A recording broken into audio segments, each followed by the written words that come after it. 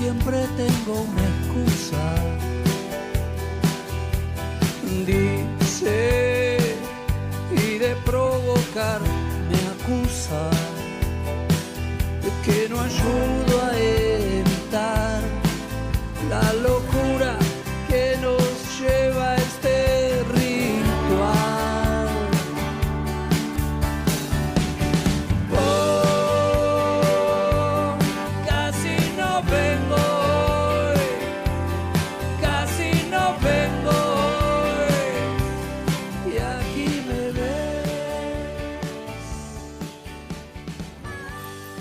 Hola, ¿qué tal? ¿Cómo están? Buenas tardes, buenas noches. Bienvenidos a Historias que Dicen. Soy Miriam Castro y los quiero invitar a disfrutar de este espacio donde cada semana los voy a estar acompañando a hacer un viaje por infinitos mundos cargados de personajes, historias, situaciones reales, imaginarias y muchas veces fantásticas. Ustedes van a elegir cómo transitarlo. Yo solo les pido que se relajen, que me acompañen y que liberen sus sentidos. En Historias que Dicen de esta semana les traigo un cuento muy lindo, escrito por un amigo, escritor, periodista platense. Estoy hablando de Claudio Gómez. Y en este caso el cuento, Como un gorrión húmedo sobre el pavimento. Suban el volumen, acomódense y escuchen. Como un gorrión húmedo sobre el pavimento. Así se sentía en aquella agonía que día a día iba ganando su ánimo. Primero fue la oportunidad de un merecido descanso a 40 años de su trabajo. Luego pereza. Finalmente, angustia. Le costaba conciliar el sueño, como un chiquillo asustado. Patético. Así se sentía.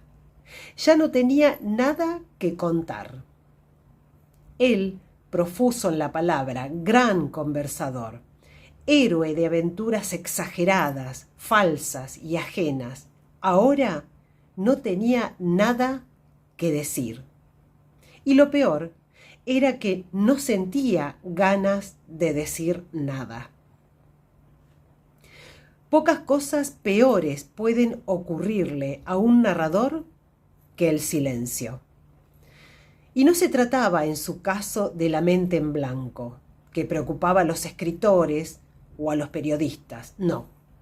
Era otra cosa, algo que lo detenía en la observancia del poco sentido que tenían las palabras. Su oficio había sido el de decir, y nunca había pensado en si las cosas que decía tenían algún sentido. De joven había dedicado buena parte de su vida y casi toda la energía a contar historias. Como le ocurre a todos los periodistas, su tarea se hizo rutina y ya nada lo conmovía. Solo trataba de hacer bien su trabajo. Una muerte, un gol o una pelea vecinal eran, al final, lo mismo. Todos esos acontecimientos terminaban cuando se publicaban. Los ojos tristes, trémulos, fabulosos de las mujeres que lloraban la partida final de sus esposos funcionaban como espejos de la despedida del compañero y de la historia. Solo en una ocasión se conmovió por el rostro de una viuda. Pero no hubo llanto allí, sino una fiera resignación o tal vez fue alivio. Imaginó que aquella mujer que aferraba con sus brazos a sus pequeños hijos y miraba fijamente la lenta caída del ataúd a la fosa, en cierta medida, se sentía afortunada. No había en su rostro una sola expresión de desesperanza.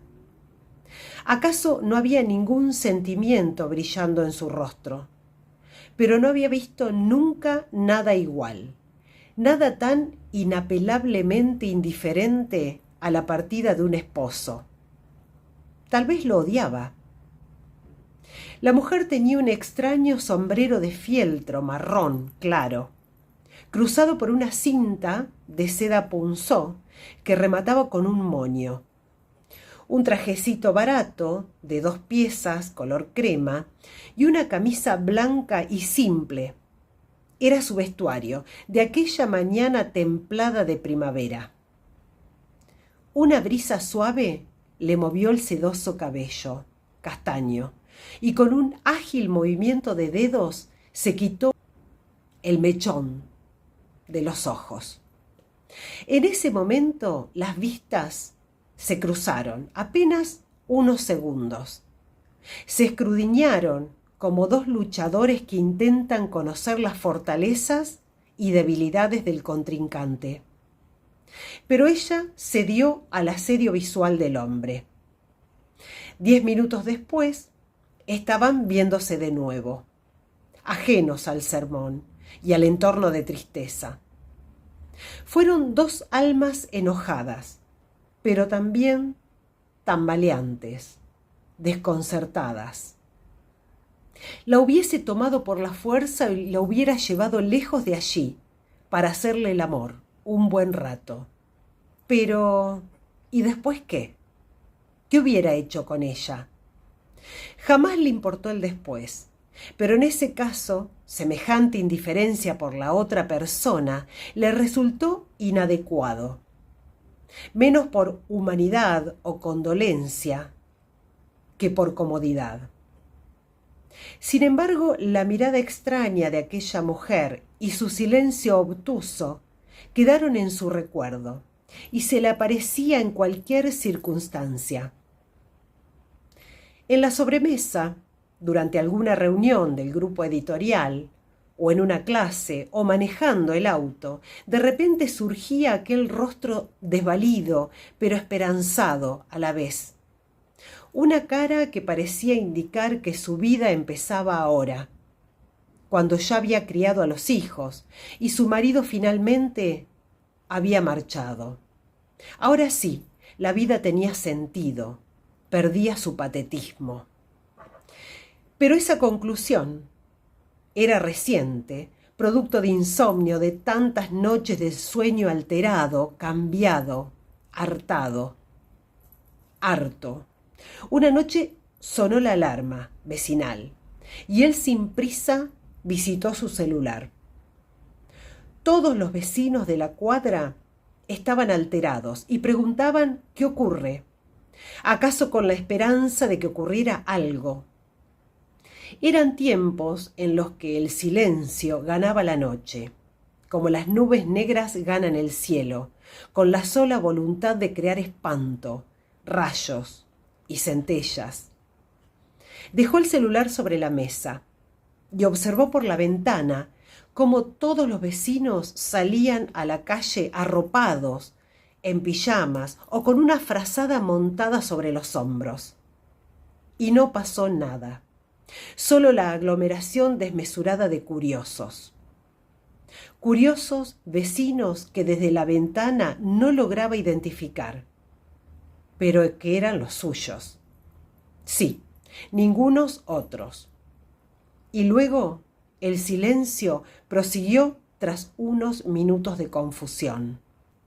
No obstante, su sueño se había escapado por aquella ventana como un girasol en el camino llano que se extiende a la vera de una ruta. Y entonces se sentó en la cama y encendió un cigarrillo y vio y recordó a aquella mujer en el entierro de su esposo. ¿Qué hubiese sido de él? No si lo hubiese arrancado de allí. Eso pertenecía a una fantasía. Si tan solo se hubiera propuesto conocerla.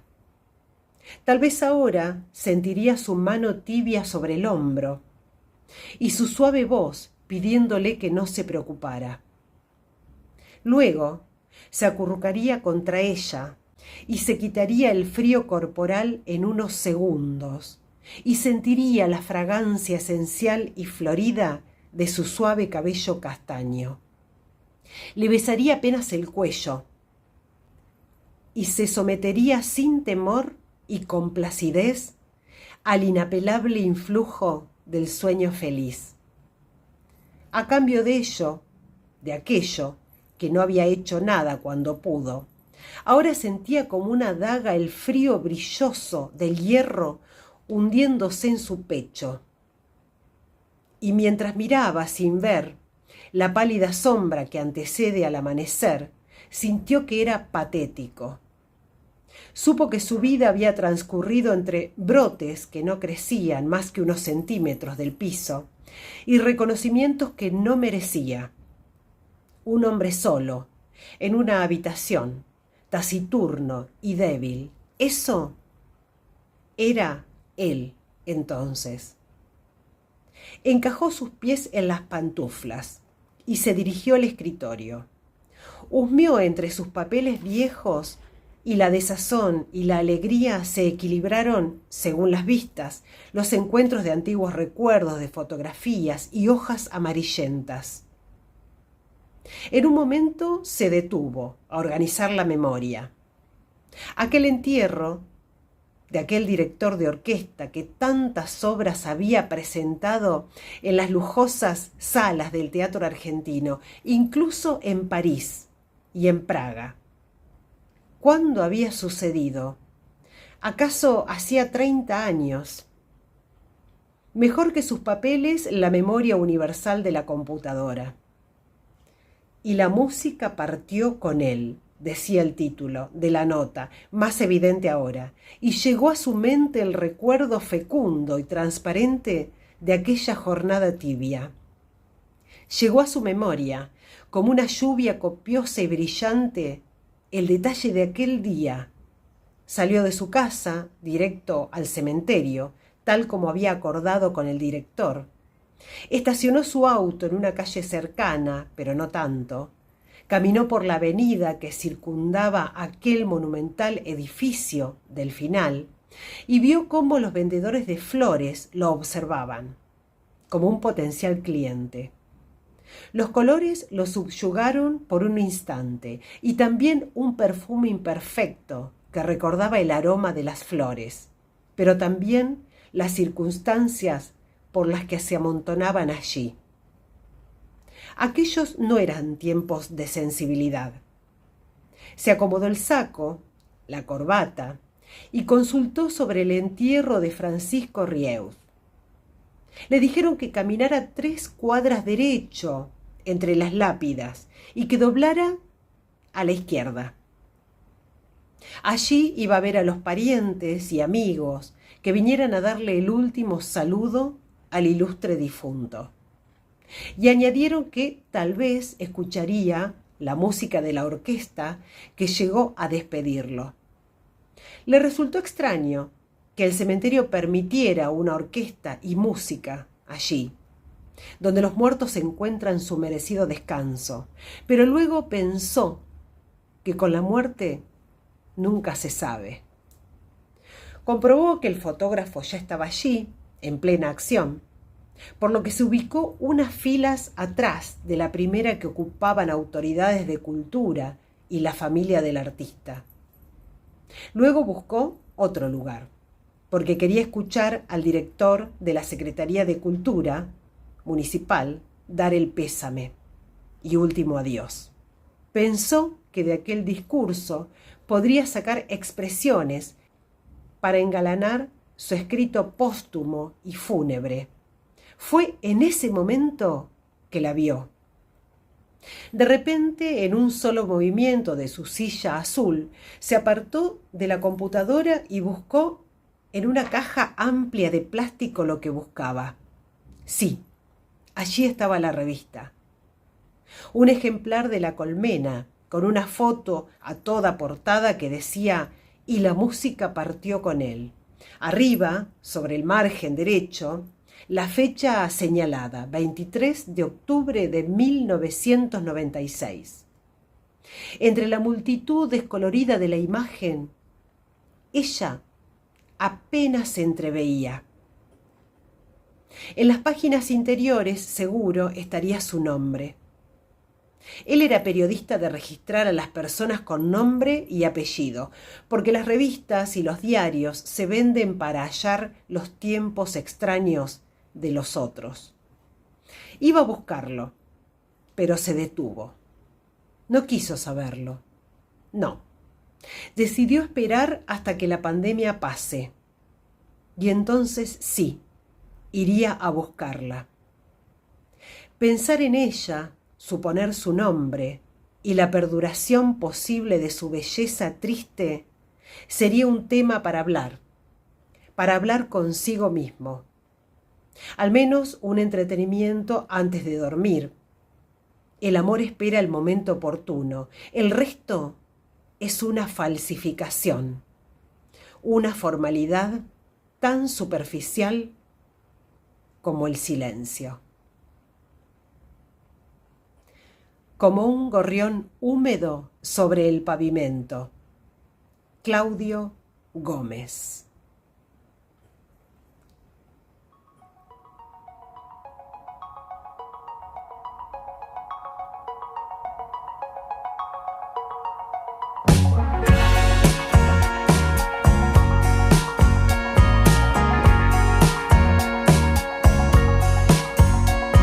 Reinaldo Claudio Gómez, bueno, para la gente más conocida, el Negro Gómez, nació acá en la ciudad de La Plata en 1964.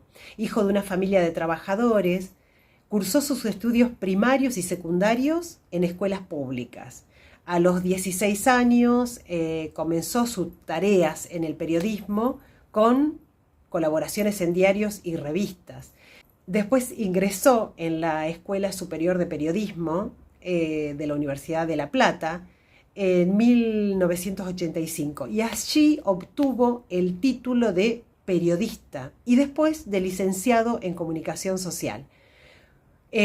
Fue vicedecano de la unidad académica por 4 años. También estuvo a cargo del programa de investigación Medios, Periodismo y Comunicación, financiado por el Ministerio de Educación de la Nación.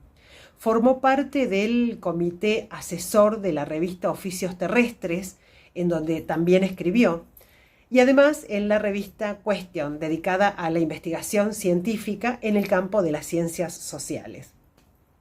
Su artículo en el sentido del periodismo fue cedido a la confección de la currícula de la carrera de comunicación de la Universidad de México. Durante 8 años fue presidente del Centro de Graduados.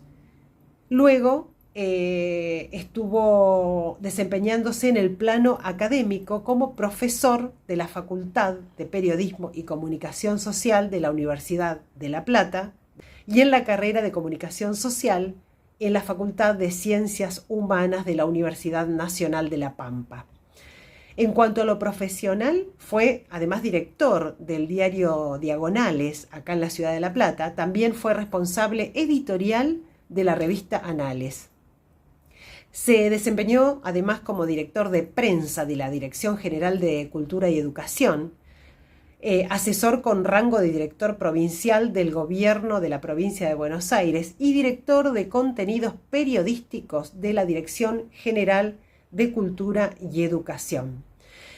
En encuentros recientes encabezó charlas sobre las obras de Rodolfo Walsh, Ricardo Piglia, Leonardo Fabio, Manuel García Ferré, Jorge Luis Borges, de quien él tiene una admiración fascinante, y Alberto Olmedo, entre otros. Es miembro del Círculo de Periodistas de la provincia de Buenos Aires.